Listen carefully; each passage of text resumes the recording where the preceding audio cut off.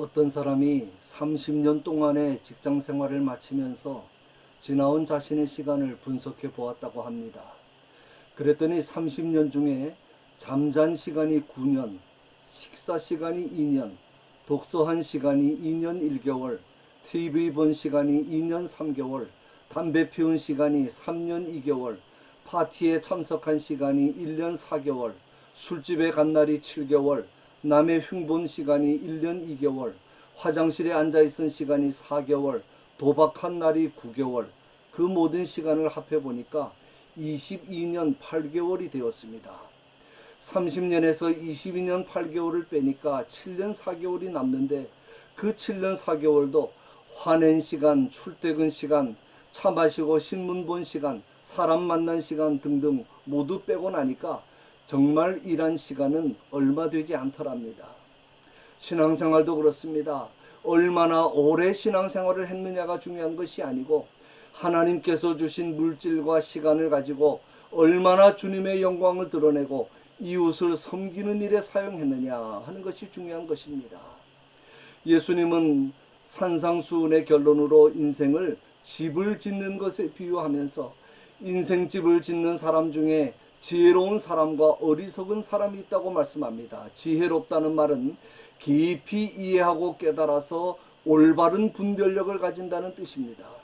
예수님의 말씀을 듣는 것으로 그치는 것이 아니라 그 뜻을 잘 이해하고 깨달아서 말씀대로 실행하는 것입니다. 이 말씀은 교회 밖의 불신자들을 향한 말씀이 아닙니다. 자칫하면 지혜로운 건축자는 교인들이고 어리석은 건축자는 불신자를 가리킨다고 생각할 수 있는데 아닙니다. 신앙생활을 한다는 사람들 중에 장차 주님으로부터 인정받고 칭찬받을 지혜로운 건축자가 있고 책망받고 심판받을 어리석은 건축자도 있다는 것입니다. 인생의 집은 누구나 한 번밖에 지을 수 없습니다. 재건축이 없습니다. 한 번 지은 것으로 하나님 앞에서 판정을 받습니다. 그래서 미국 사람들이 하는 말 중에 인생의 경기장에는 플레이 어게인이 없고 판정이 난 후에는 리턴 매치가 없다는 말이 있습니다. 운동 경기는 패해도 더 열심히 훈련해서 다시 시합을 가질 수 있지만 인생 경기는 한 번밖에 기회가 없기 때문에 지혜롭게 잘 지어야 합니다. 그러면 어떻게 지어야 지혜롭게 짓는 것입니까? 첫째, 반석 위에 지어야 합니다. 건물에서 가장 중요한 부분은 기초입니다. 기초는 비록 눈에 보이지 않지만 기초를 어떻게 했느냐, 어디에 기초를 두었느냐에 따라 지진이나 폭풍이나 홍수가 닥칠 때 무너짐의 여부가 판가름 납니다. 얼마나 좋은 자재를 사용해서 좋은 자리에 크고 아름답고 멋있게 지을 것인가가 중요한 것이 아닙니다. 먼저 기초를 든든히 하고 지어야 합니다. 눈에 보이지 않는 부분이라고 해서 기초공사를 제대로 하지 않고 건물을 지으면 건물이 크면 클수록 문제가 더 커지는 것입니다.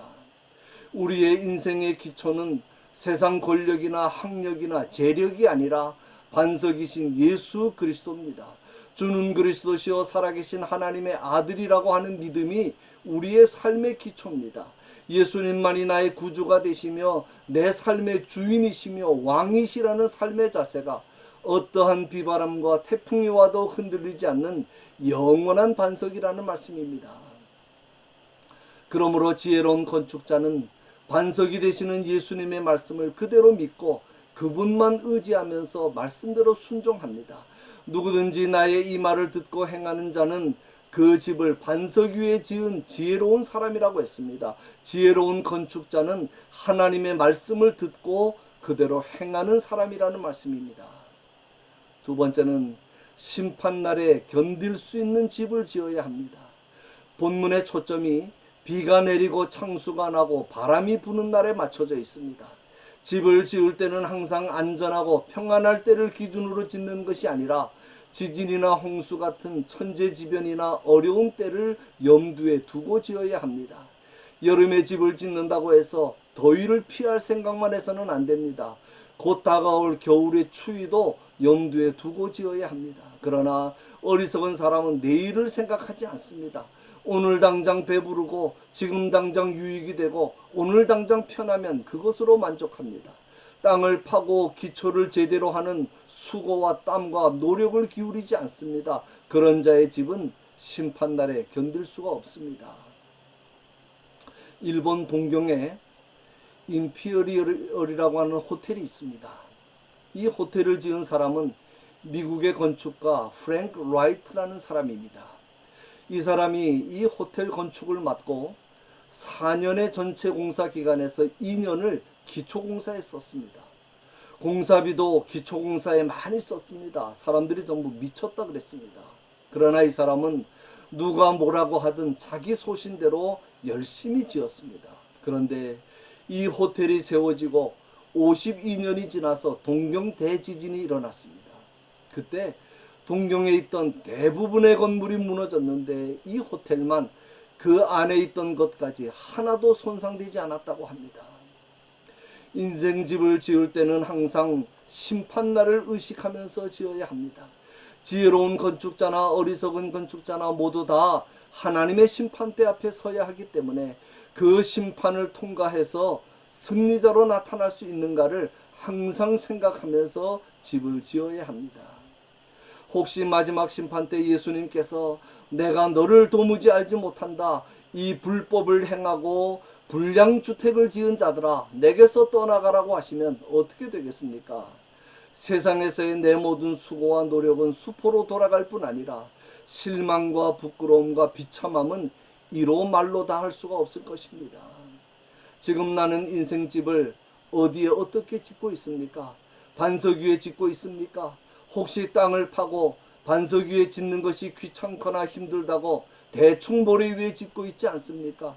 하나님의 말씀에 순종하는 일이 힘들다고 그때그때의 상황과 형편에 따라 쉽고 편하게 신앙생활을 하려고 하지 않습니까?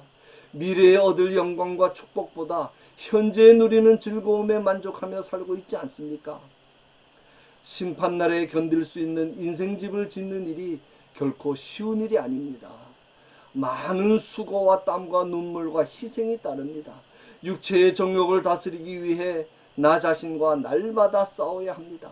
내 인격과 삶을 말씀에 복종시키기 위해 부단히 노력해야 합니다. 길이 험하고 힘들고 외로워도 좁은 길로 가야 합니다.